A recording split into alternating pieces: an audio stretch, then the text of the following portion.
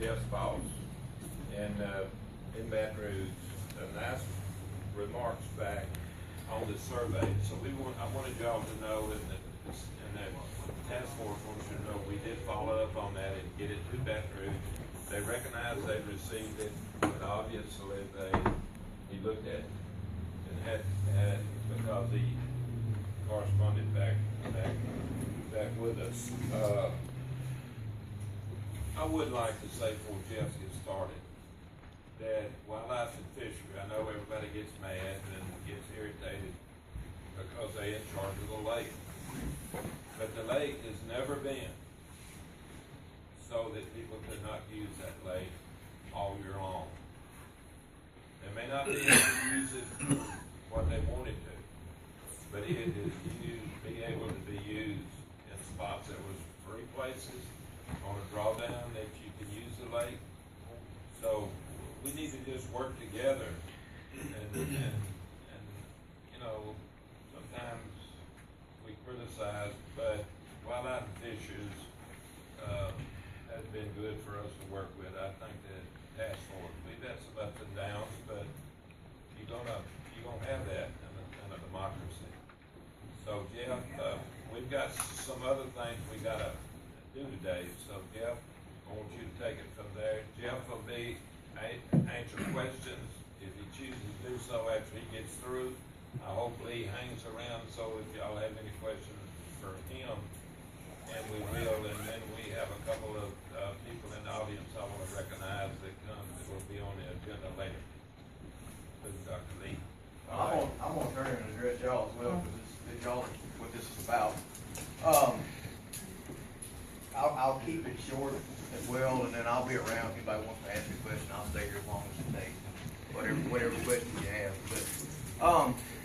But just to touch on a couple things, everything that Lee said is correct. And basically, that's what we are doing. Is what is termed an integrated pest management strategy, which is where you use every tool available. So we are working and continuing to stock weevils with biological control, herbicides, drawdowns, all those things working together. And any new idea that exists, we give it due diligence and we'll try it out, we'll experiment, whatever.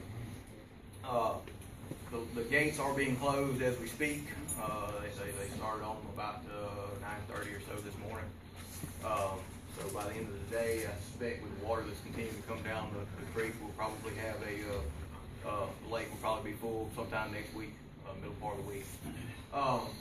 It's right now it's about 2 feet from pool before they started. But as far as plans for 2015, we're continuing to work under the same management plan, which is using all those tools that are available to us and continuing to plan on base any future drawdowns based upon the acreages of plants.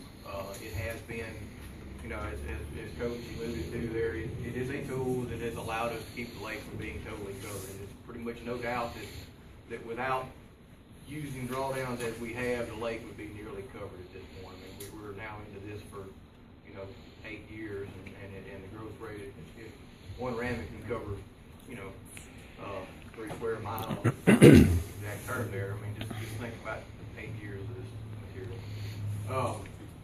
So we are basically operating on the same plan.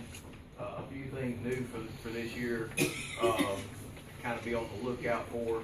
And we'll make some announcements probably through the task force as well as some press releases and things like that. But we'll probably be doing some weevil releases and may try and utilize some folks if you want to come help us spread them around the lake. We probably will be doing that. I don't know the details yet. All of it stems upon when the weevils get to sufficient numbers so that we can do those type of things. So we will work on that. And the other thing that we're going to be working on in addition to that is these type of meetings are good exchanges, okay? There's I get phone calls all day long, these guys do and stuff, but there's a ton of misinformation that exists, okay? And unfortunately, that is mankind. We tend to talk to our friends about stuff and sometimes not to the person who's the most knowledgeable source on it. So we are planning to conduct some nightly or some public meetings at night to get some information out where people can come and do that. I'm in the process of planning those. Probably the first one will be probably in March. And we're going to hold those at our office, and we'll have a sign-up system for them. We'll hold as many of them as we need to meet the demand. And so then we'll hold those periodically, probably every other month or something like that. So that's all I've got. So we can keep us under 11:30. But I will be here. If you have a question, just so we stay on task, just come ask me after. If you have questions for Jeff now, okay, go ahead and ask Jeff now, and then we'll move on, and then we'll see what our time looks like. We keep coming to these meetings, and true enough, we are informed, but as a landowner on the lake, what can we do to help? We sit there and we watch what's going on, but we feel helpless as to what we can do to help. Yeah, Jeff can answer it. How about, we administered 2 spraying to get certified sprayers by the owners. Do you do that? Yes. I know that's throwing a grain of salt in a big bucket, but if everybody would do that, and I have had very little feedback on that.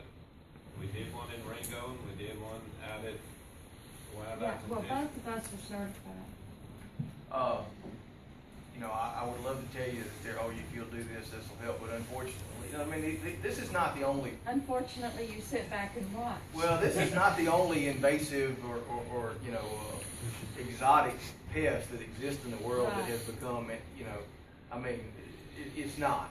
Every time you have an organism that gets moved somewhere where it doesn't have any natural enemies and gets out of its native range, they have the potential to explode like this. It's not that, Australia, there's a manual that Australia developed on control methods, and they've gone through all this for 50 years, and there are places where they've just washed their hands of. Those lakes are lost. And Bistineau, that's not the case. As much as we want it to be, look, nobody would rather not have salvinia than me. Trust me. I would love to have Lake Bistineau full and no weeds in it. My life would be so much easier. We even get out there and rake it out. But the biggest thing, and I know this sort of seems strange to say this, but I'm not. Call me with a question.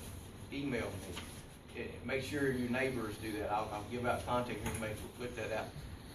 Getting the right answer out there versus, I hear such strange things that'll come through. Well, I heard such and such, and that snowballs and that keeps it from being that way. And so that is helpful, and I'm going to do the best we can to try and get that information and make that available so people can understand what we're dealing with, why these things occur. Okay, it's not just that this is a magical plant. There are processes going on in this lake that have been going on since it was built that add to this issue. So we want to try and get everybody as aware as we possibly can. So that spray program, that thing, notifying when there's there. We have, we're doing a lot of spraying. We sprayed 400 and something acres this year. I forget exactly what the figure is. We're continuing to do a lot of work. Bistineau's still getting a lot of attention, a lot of money poured into controlling giant salvinia on the lake. We will start our evaluations. I'll do an estimate soon. After the lake returns to pool, doesn't do a whole lot of good right now when everything's on the move, and we'll put that information out there and try and keep everybody as informed as we can. Yeah. So. Well, when you need volunteers for wiggle release, call on us. Use this as a resource. Well, we can when it's that case, except for the one time where we did that major push. It's not. You're talking about a few tubs. It doesn't. You can cram a lot of weevils into a small thing. But we have plans to do that if we get the weevil material